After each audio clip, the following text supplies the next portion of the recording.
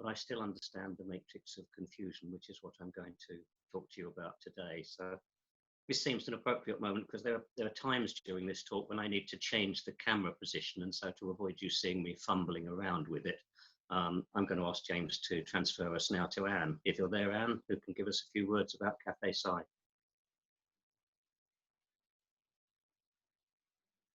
Sorry, classic rookie error, forgot to unmute my microphone. Yeah. Thanks very much for allowing me to say a few words. I'm Anne Grant. I'm joining this cafe from my home in Wells in Somerset. It's very exciting.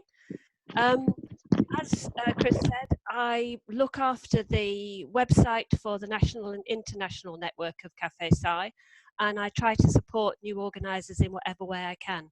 I've been involved with the Cafe Sci movement since 2003, so I'm coming up very close on my 20th anniversary.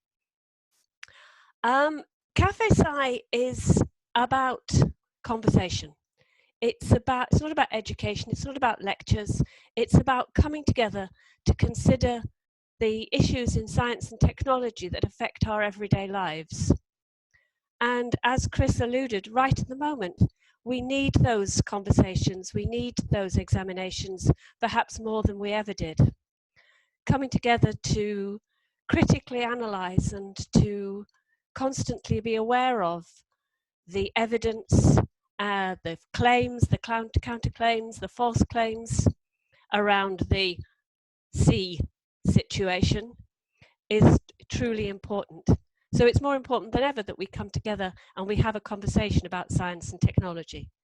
This is a lot of cafes have had to shut down for obvious reasons at the moment, and this one is one of the first online ones to pop back up again.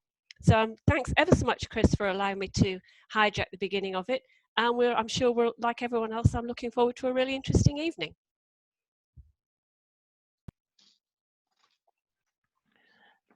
Thank you, Anne. I also made a rookie error by forgetting to unmute myself just there, and I meant to be running the backside of this. So, Chris, before we go over to you, I'm just going to explain what we're going to do about questions and other bits. Obviously, with it being online, normally at these events, there's a lot of quiet conversation among the tables and then questions called out. Unfortunately, quiet conversation doesn't work so well online because everyone's at the same volume level. So if you have a question, there should be a Q&A button. And if you click on that and type in your question, I will either, if you'd like to ask it live, just put live in the question somewhere. If you'd prefer for me to interrupt Chris and ask him, then I'll butt in and pass your question on and get an answer for you. And after the session, we will go into a much more open Q&A, where if there's a longer discussion that you'd like to get involved in, we can move you over to panelists so there can be more of a dialogue there. But unfortunately, we are limited to the, just had the first question in, and yes, it's working. You should be able to see the questions and you can actually vote them up. So if we do get a flood of them, although we're not expecting that with a smaller event this time, we can pick out the most popular ones to answer first. So there we go, that's been answered live. If you're on a phone or a tablet device, you may need to touch the screen to see Q&A pop up. Other than that, I think we've covered everything. So, Chris, on with the show, please. Okay, well, this is a kind of event for me. Those people who have heard Ozolith or the overhead projector, I sort of want to move away just sharing my screen, drawing on the screen, keeping the hands-on environment. So this is like a genuine model overhead projector, if you like. The question we want is this: medical testing. How do we do medical testing? The obvious answer is to see if you have a disease. Sometimes it's to see how badly you have a disease, and I'll only briefly allude to that because to keep it simple, I'm going to say you either got the disease, you have got it. That's what this test we can do. Question is how good the test is. A use test? Is it any test? Is it worthwhile? Well, when we think about that, we can, well, a good measure for a test is, let's see, does it detect, does it find all of the sick people? And here I've got people, different kinds. Some are sick. I'd like to thank my grandchildren, Josh and Jessica, for making the sick people with these sort of hazard bandages. So we've got 10 people in total. Chris, could you just speak up a little bit, please? And 3 of them, 4 of them are sick. And 6 Chris, of them are... Could you just speak up a little bit, please? We're going to devise a test, first of all. And the test is going to be to see if we can detect sick people. And if they're sick, we're going to put them in the sick box. This is the sick box here. So I'm now going to implement the test, and it works well. We find 1, 2, 3. So I found 3 of the sick people. That's actually not bad, because 3 out of 4 ain't bad. But 1 sick person was missed. That's this one here. So we didn't find them. 3 out of 4 means that I found 75% of the sick people. Actually, that's bad for a medical test. Like find 100% of them. Some medical modalities find 90% or 95%, and some find nearly 100%. The problem is, this one here got missed out. So they're sick, but we didn't know it. Now, what I'm going to do, this person here actually tested, but I didn't count them in myself. They test negative. So I can make a measurement, which is how many of them we find, 3. Oh, how many of them were there total? And everybody here has been told my microphone's not working very well. No, to the phone. You're cutting in and out a bit. James, can you tell me if you can hear me? Yeah, is my microphone working or not? You're cutting in and out a bit. It must be, because I can hear myself coming out of the other room where they're watching. So I'll assume that it's working okay now. Oh, nobody can hear me at all. Ah. Yeah. Right. I can't seem to get it to. I don't know. Let's turn this off. We apologise for the slight technical difficulties. I hope that people can at least hear me. We'll just have a brief interlude while we sort out microphones. If you couldn't hear me. There we go. How long did you lose me for? I think we caught the gist, but if you just start over, because it's only been a few minutes. Okay, I'm going to go back and start again just very briefly then.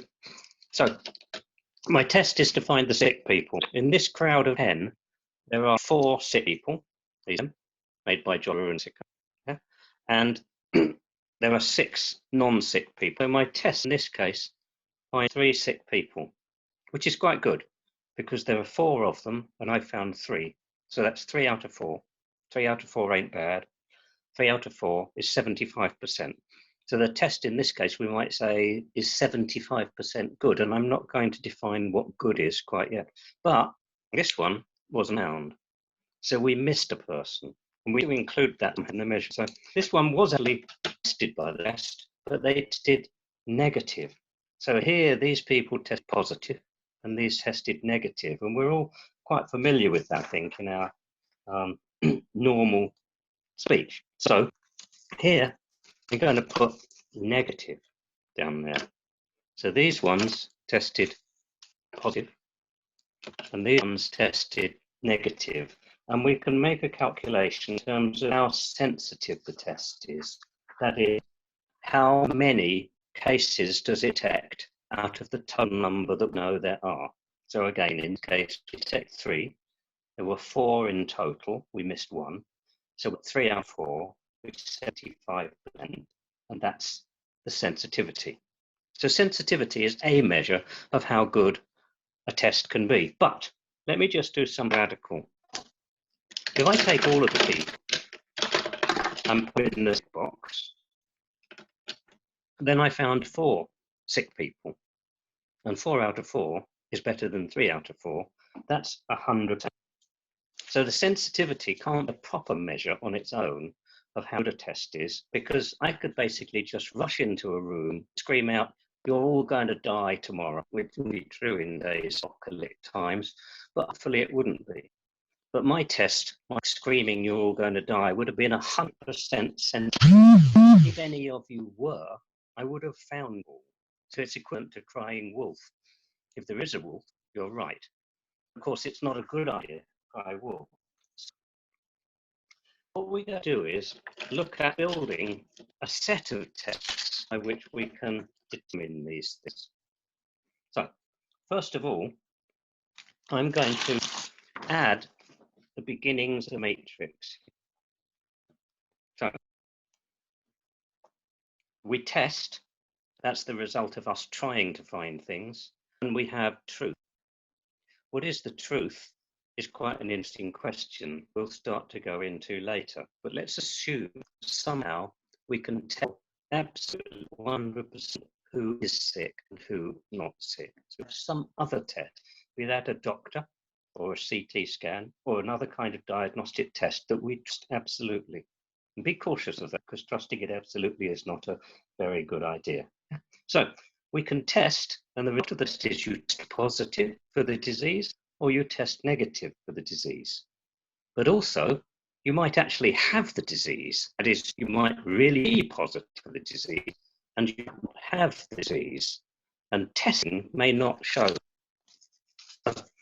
First of all, here, if you test positive and you are positive, then you are true positive.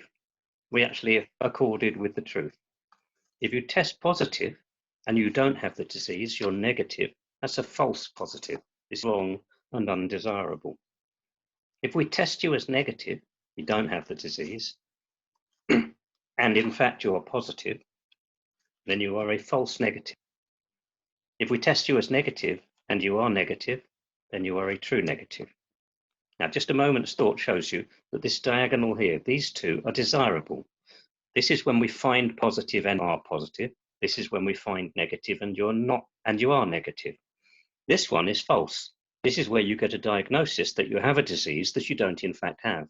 And people raise that possibility all the time now with coronavirus. And this is a negative. This is that you might have disease, but you weren't diagnosed with it. And that's also raised all the time now by people talking about coronavirus, the lack of testing or tests not being completely correct. So again here, let's do these in terms of our 3 true positives and our 1 false negative. And this again gives us our sensitivity, which is 75% as it was before. But what about all the healthy people? Well, they won't test true positive. They may test true negative. So I've distributed them so that my test found 3 sick people correctly, and then it found 3 people who were not sick, who it determined as sick, and then 3 people who were not sick, who it determined were in fact not sick. So that shows that we have a set of figures, 3 for positives, 1 for false positives, negative, 3 false positives, and 3 true negatives. Now I can add some measurements, one of which we've already seen. I'll slip these underneath. At this point, you should see down here the sensitivity. The sensitivity is the number of true positives, that is the number we correctly detect, divided by the total number of cases that were in fact positive. So that's a measure of how well we detect sick people amongst the sick people. But we're going to add a measurement now, which is the specificity. And the specificity tells me something about how we avoid falsely diagnosing people as having a disease that they don't actually have. So here we had 3 people who were falsely diagnosed as having the disease and 3 people who were diagnosed as not having the disease. And the specificity is the total, is the number of true negatives divided by the total number of people. So that 3 divided by 6 equals half, equals 50%.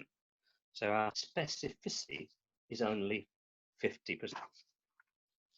We're going to leave the people alone in a minute, but first of all, we want to be aware of what the costs are for this. So here this person was diagnosed as negative. So they've gone away reassured, but falsely. They have a disease they don't know about. This is common in cancer. Cancer, unfortunately, is a disease hard to diagnose 100%, even sometimes by a biopsy.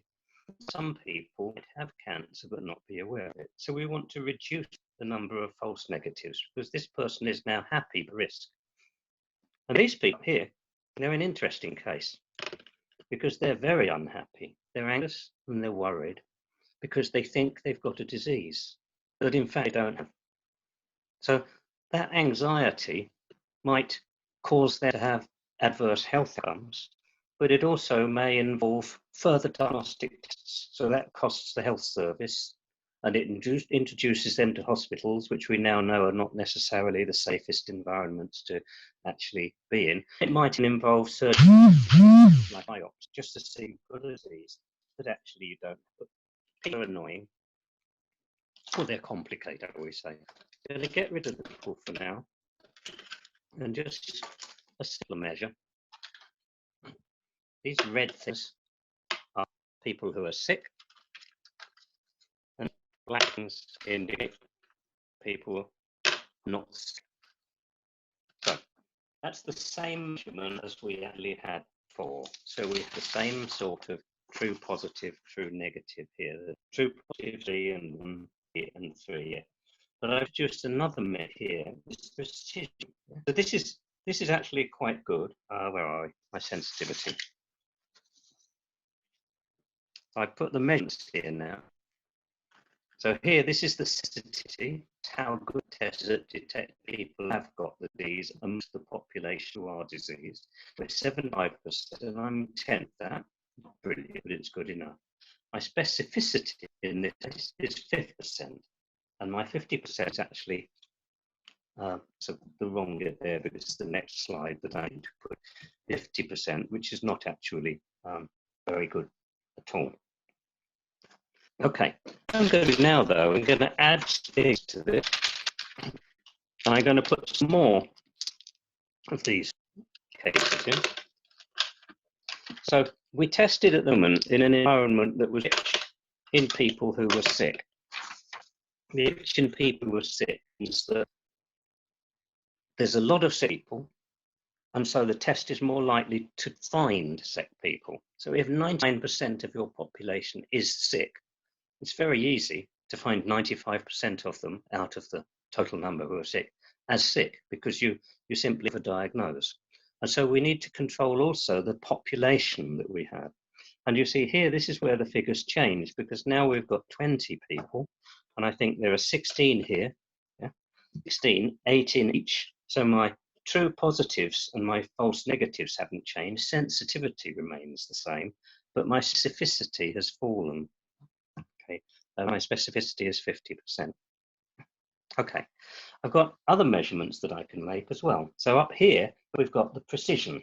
And the precision is an attempt to tell me a sort of combination of the sensitivity and the specificity together. And what that measures is this line here. It measures the total number of true positives that I found and the total number of false positives. So I divide the true positives by the total number who were diagnosed by the test. So the sensitivity is the total number who were correctly diagnosed divided by the total number of people who had the disease. The precision is different. It's the total number who diagnosed the test having the disease divided by the total number of people diagnosed having the disease. Now, I didn't say this wasn't confusing, did I? I talked about the confusion apes with colleagues, and we've worked on it for months, and we all really understand it, but there's an awful lot of looking as we put ourselves in knots, and this is here for a matrix. So precision is a measurement, and it was just that it's very good because it's really over-diagnosing. We can do a measurement here of accuracy, and the accuracy is the total number of cases diagnosed as positive divided by the total number of cases. And so our accuracy here is 50%. Now, moving on from blobs and Lego pieces, here I have some figures for breast cancer. These are approximate figures, and they relate to the United Kingdom, so the whole of the United Kingdom, and it's for breast cancer screening.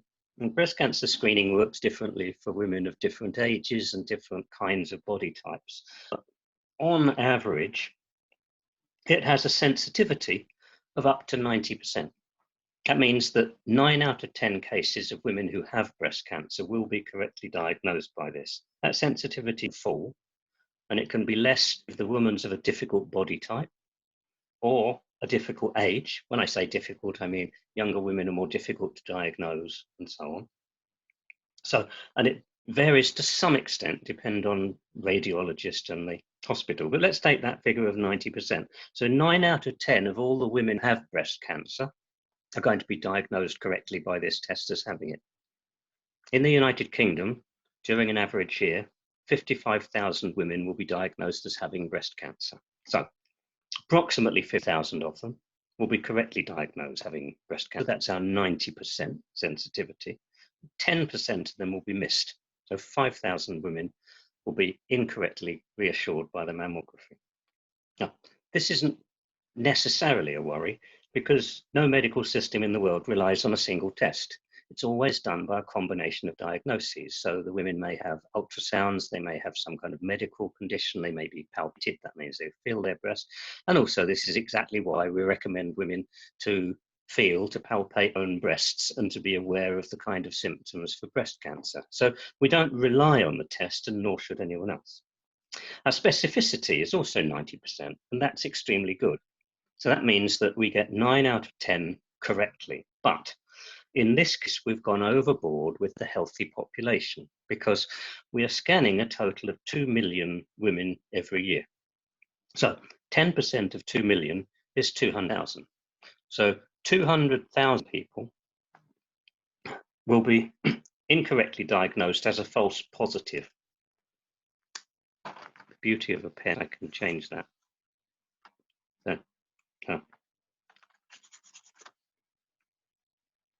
Yeah, false negative. Will be incorrectly diagnosed as a false negative.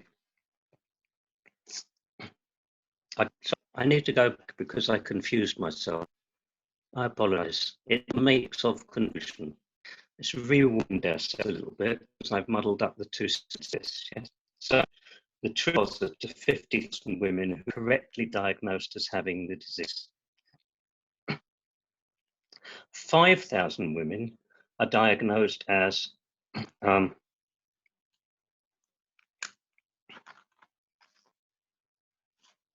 false negative, it's a false positive, and that's a true negative. Right. So we have true positive, that's the correctly diagnosed as positive and having the disease. We have false positives, that's diagnosed as having the disease, but not in fact having it. We have the false negatives diagnosed as not having the disease, but having it. And then we've got the true negatives, those who are diagnosed as not having the disease, but in fact don't have it. So those are the true negatives. So if I go through those figures again, 55,000 women in total every year have breast cancer. 50,000 of them, because of our 90%, approximately 90% of them will be correctly diagnosed and will have the disease. 5,000 of them will be incorrectly diagnosed as not having the disease. So those 5,000 women are people who have the disease but aren't told they have, so they're concerned about it.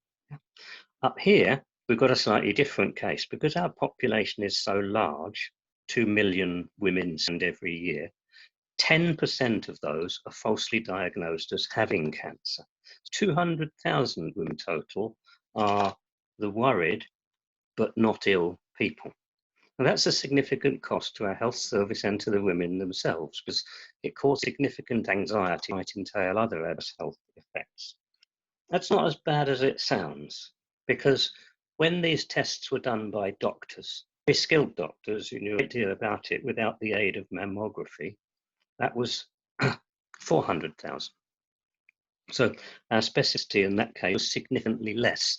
A much larger number of them were diagnosed having cancer and needing something like a biopsy to tell them that they had. So our precision here is 20%, which tells this is not a very successful method. But we know that because it's quite an old method, and that's why we're trying to invent new ways of doing it. And as I said, it's a combination of mammogram with other kind of diagnostic technologies. There are about 5 or 6 different ways in which you can detect a cancer here. And our accuracy is 92.5%, which is not bad at all. But the take-home message is this: the disease itself is rare. Very few women actually have breast cancer. About between 2 and 3% of the total population of women actually have breast cancer. And so that forces this false positive number up. It's a good thing because you're very unlikely to have it. And if you're very unlikely to have it, therefore you're going to be diagnosed as probably having it. If I just show you here the different measurements, our total, you can find this on Wikipedia. This is the matrix confusion, and the matrix of confusion is the 4 boxes here. So it's based, as I reiterate, on the predicted condition, that is what the test said us was, did you test positive or negative? And then the truth, were you really positive or negative? And you have 4 kinds of case: a true positive, that is you have the disease and we now know it; true negative, you don't have the disease and we now know that. And then 2 kinds of error. The first error is a type 1 error. You're incorrectly diagnosed as having the disease, but you haven't got it. And the second is a type 2 error. You're incorrectly diagnosed as not having the disease, even though you have got it. That's basically what the matrix is. The matrix itself is sufficient for us to make an analysis, but we tend in medical instance to try to converge on single numbers if we possibly can. Hence our sensitivity, specificity, precision, and accuracy. And those are the measures I've got through. But note that there are other measurements as well. Yeah? So there's the false position rate, the negative predictive value.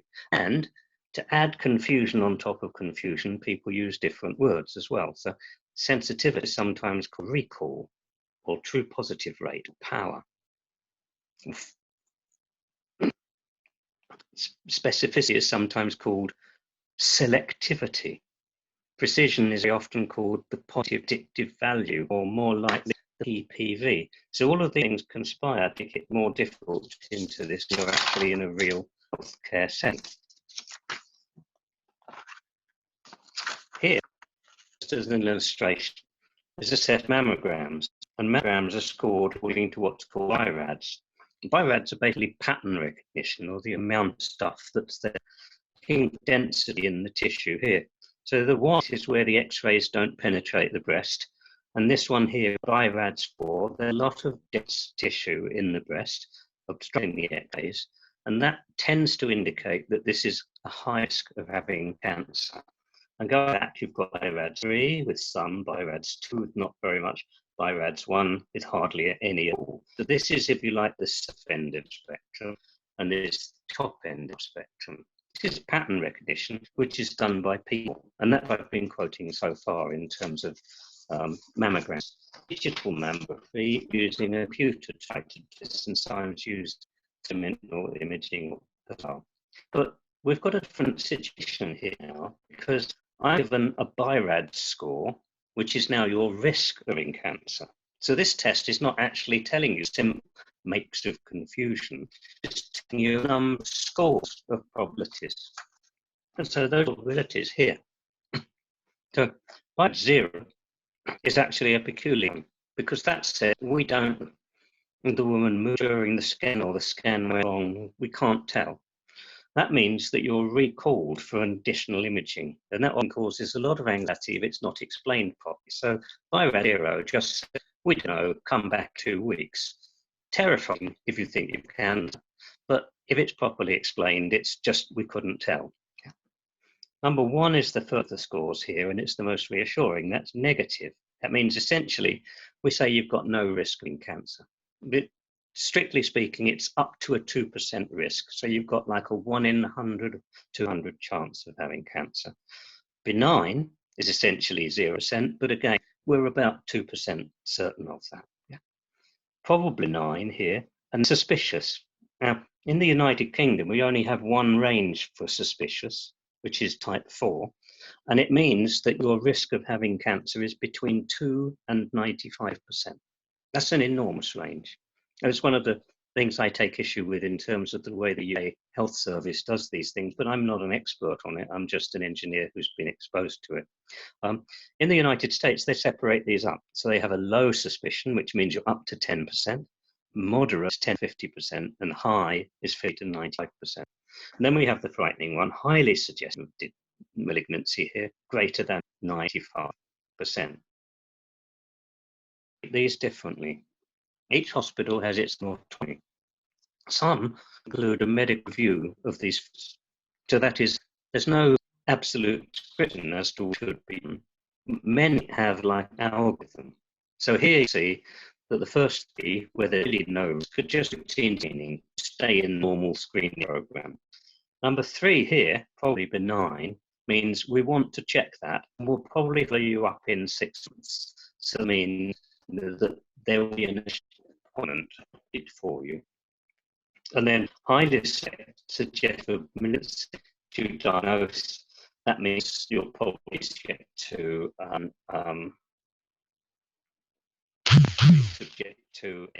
biopsy.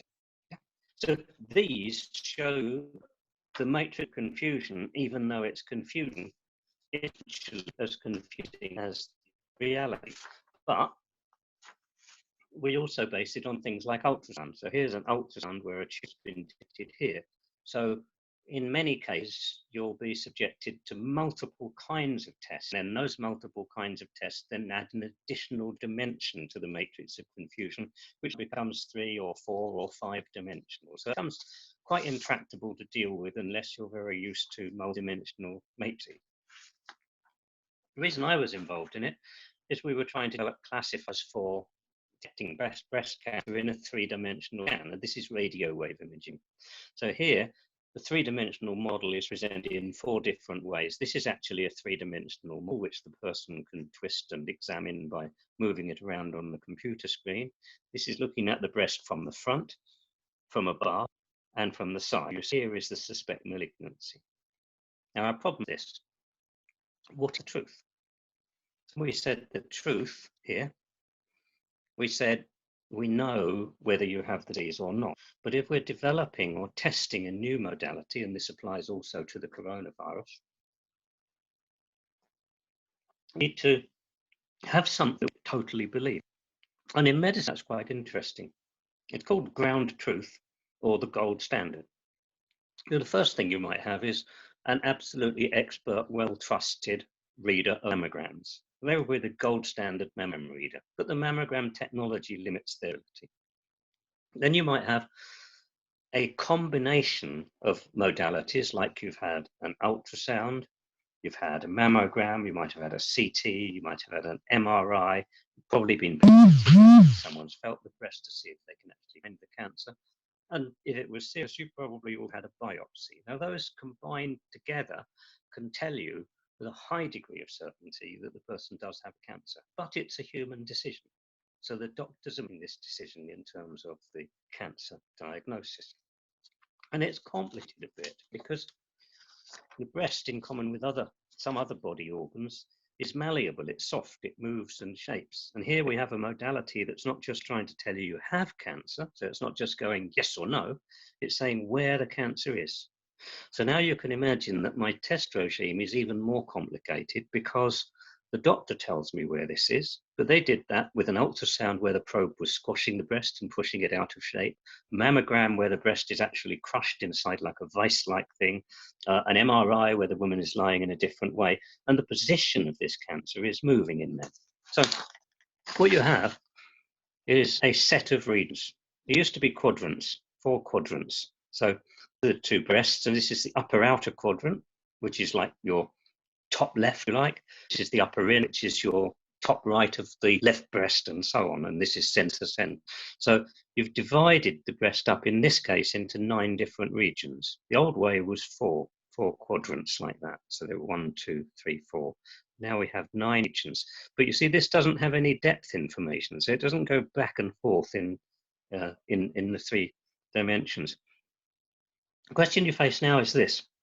Suppose that a cancer is diagnosed here in the upper outer quadrant. Well, there are 2 things to note about that. One is that most breast cancers are found in the upper outer quadrant. So now we're back into the biased sample population. I'm more likely, safer to diagnose a cancer in upper outer because most cancers are in the upper outer quadrant. But where is it in this? So it might be that it's right on this edge here, in which case it could be that in the diagnosis by the doctor, it's in the upper central quadrant, or it got squashed into the center region. It might have moved between these boundaries here.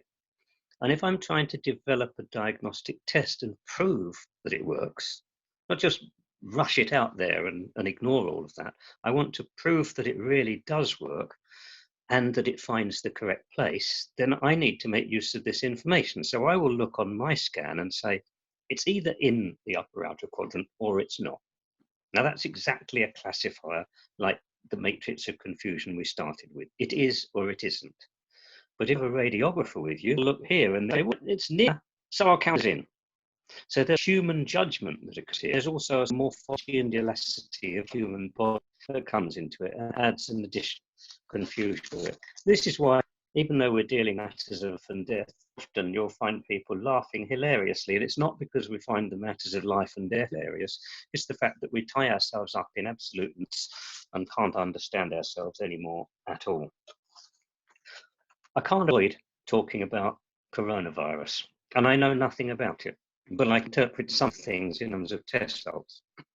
There's a lot of talk at the moment about whether the tests for coronavirus detect all the people of it. So are they accurate or not? Is there a significant undiagnosed population out there?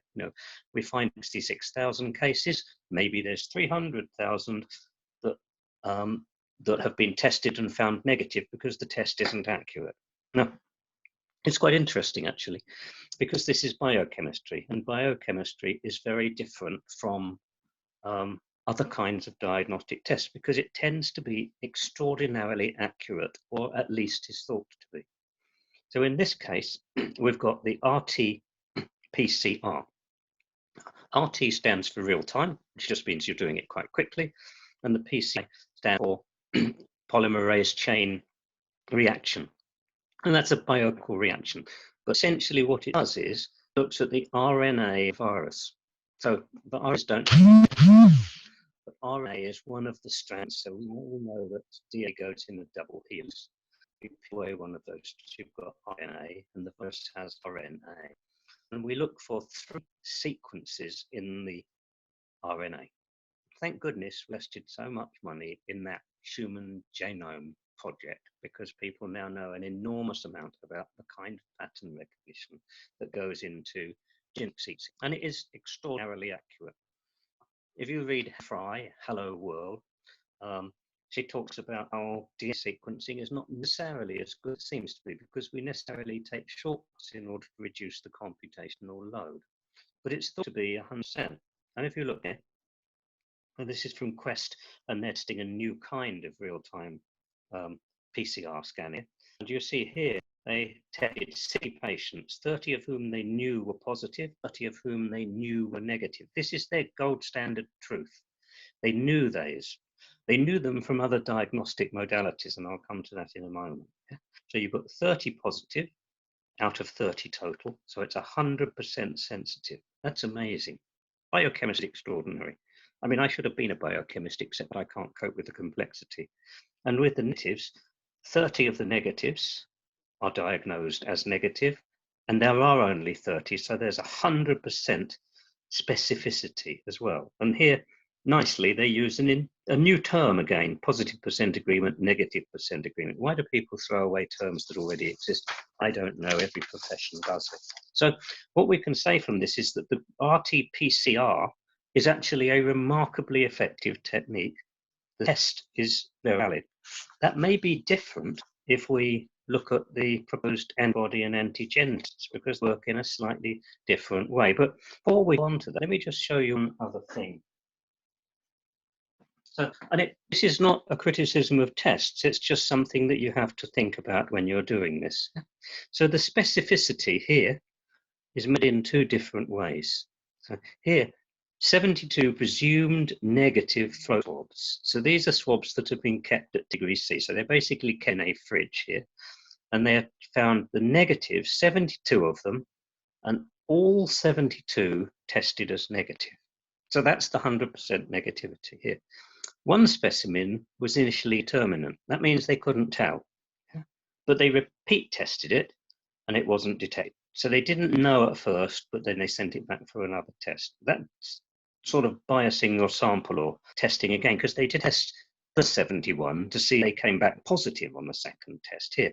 But that's good. You've got 100% sensitive specificity. It's not diagnosing faulty. And here, presumed negative population, again, they tested 30 and 30 here. When you read this stuff, it's all quite nasty, because this one sample here was invalid because the sputum was mucopurulent, which means that the mucus started to degrade and go all smelly and horrible, so we don't want to go there. But this is the one I want to bring to our attention here. So this is the real validation, because this is just negative populations. So that's really testing our specificity to make sure we don't overdiagnose. But here is the validation confirmation. So the validation is proving that it actually does work. And if I look down here, how do we test it against the gold standard?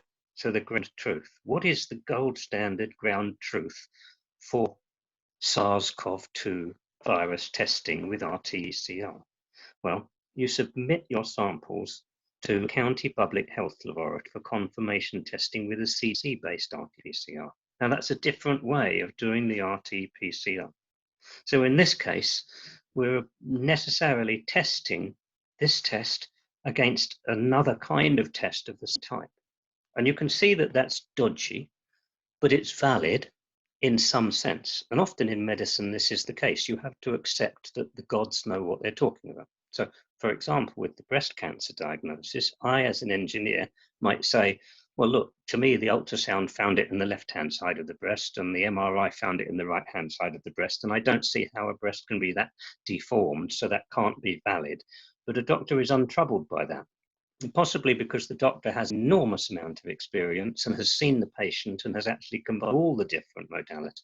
So unlike me, they're not trying to judge just based on technical parameters. But you must take doctor's diagnosis as the gold standard ground truth, because that's what you said.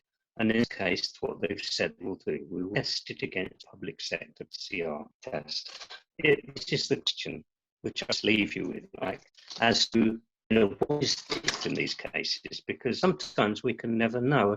Part of the reason for that is that we've moved from a diagnostic regime where we trusted humans who were immensely experienced, called upon our humans and were able to talk to them and discuss and go through case reviews, to us where specific technical tests are vastly more accurate, are vastly better than the humans can be, but we are unable to validate that without comparing them against another non-human kind of test. We're in a sort of limbo, I think, where we just start thinking about things. And here with the COVID-19, this is a tweet, 10% non-COVID patients, they had symptoms admitted to a Brussels hospital for regular hospitalization, that's not for the COVID, were identified as infected with COVID-19 by a CT scan and later confirmed. So here again, you see the CT scan is a way of doing it.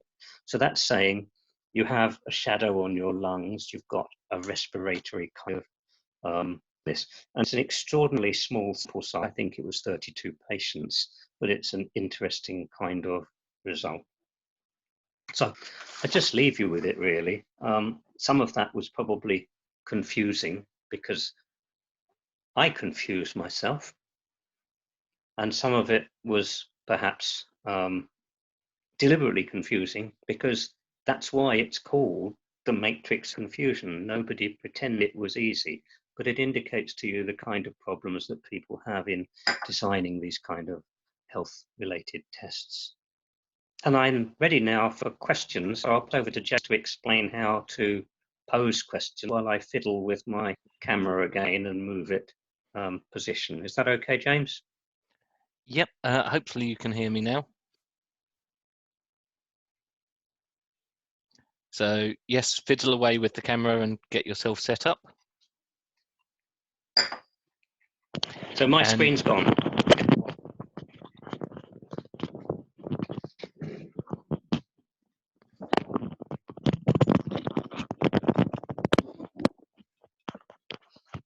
Right.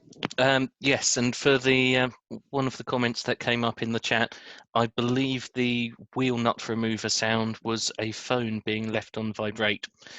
So thank you for bearing with us through technical teething troubles while we figure this out. This is our first time.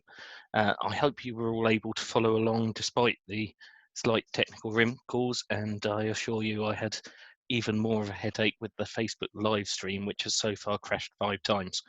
But skipping aside all of that, now's the time to question, debate, discuss, ask anything you want to ask.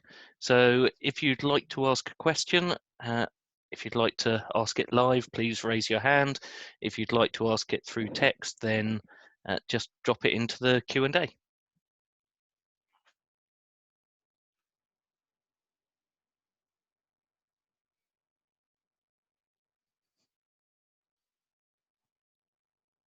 And I'll give everyone a few minutes just in case there's frantic typing going on, but it seems like there might be too much confusion to ask any questions. It could be. People could maybe tell me if they found it at all coherent. Cheers.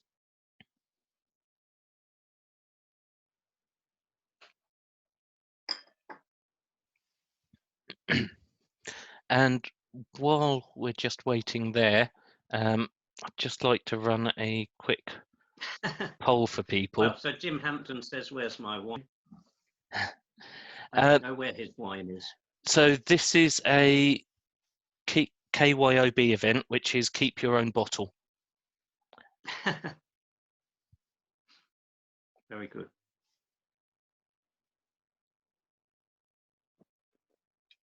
And James just put up a poll, did he? Yeah. Ah, here we go. Anne Grand has asked about the addition of economics into the mix. Yeah, it's very interesting, isn't it? That's actually called health economics, and it's something I found fascinating when I was first introduced to it. It's a bit disturbing, really. So the question here is partly with health economics is what is the value of a human life? So the cost of a test and then the interventions that it then brings and how that can be justified. And this is something that NICE, National Institute for Clinical Excellence, actually evaluate. And when I was really involved in it, which is probably about 4 years ago, you have to ask a question, first of all, how much do you value a human life? And that's difficult because if you say to someone, how much would you pay to stay alive? They probably go, well, an unlimited amount. I'd probably go, well, I'm not that bothered really. I've had a good life and it's fine. But, you know, people tend to say unlimited. But then you say, well, no, but based on the resources you have and the money you've actually got to pay for it, how much would you pay? And the sort of general consensus answer is called a quality adjusted life year, or QALY, quality adjusted life year. A life year is 1 year of full quality life.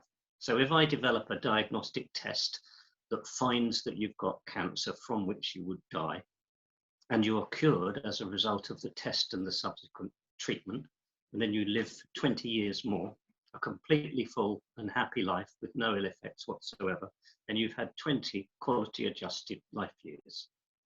If you survive, but your life is impaired, so you have a really horrible time, and you judge that your life was only half as good as it was before. So instead then of 20 years, you still live for 20 years, but you have half as much of a good time.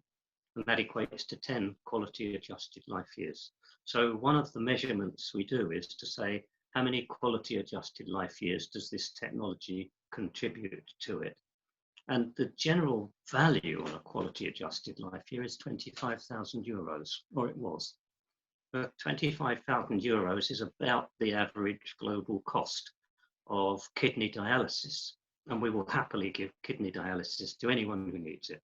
and it restores those people, apart from the inconvenience of the dialysis, to pretty much 100% livable life. So quality adjusted life years, or QALYs, are part of the economics that come into it in terms of the testing.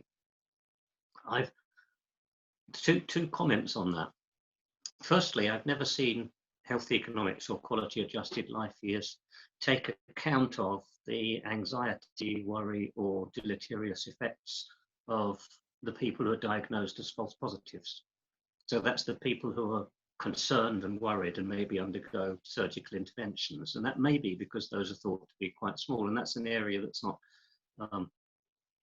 really explored. And the second thing is that when I developed the cancer classifier, we came under the EU threshold for grant funding because our quality adjusted life years, our health economics, was not good enough.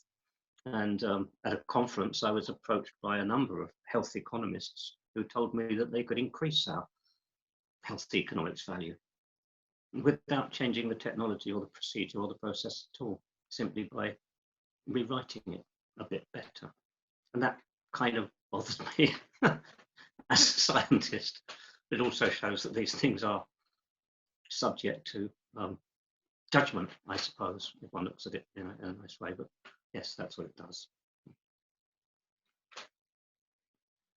Yes, and we're planning to do the clap as well. What time is it? Yes, so the comment's just been made that people are planning to go outside and do the clap at 8 p.m. We should. So we've got our medical testers as well, I think. Can I just say a few thank yous here? I mean, first of all, thank you to Anne Grand for starting me off on this, because she was absolutely really supportive 5 years ago when we set up Cafe Sci.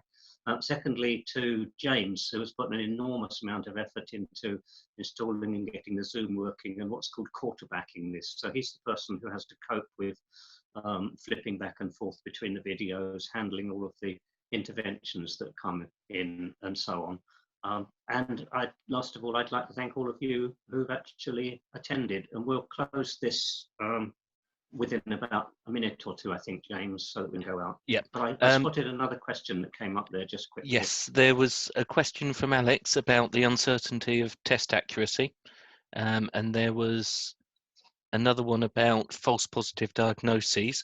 If you can make a very quick shot at answering them before 8 o'clock, and what we can do is all of these questions will be saved out at the end, so we can write up proper answers to them and have them on the all Facebook of these things group. Are very uncertain because everything varies depending on clinical judgments. So with the mammogram, for example, the sensitivity is between 75 and 90%. That's an enormous range.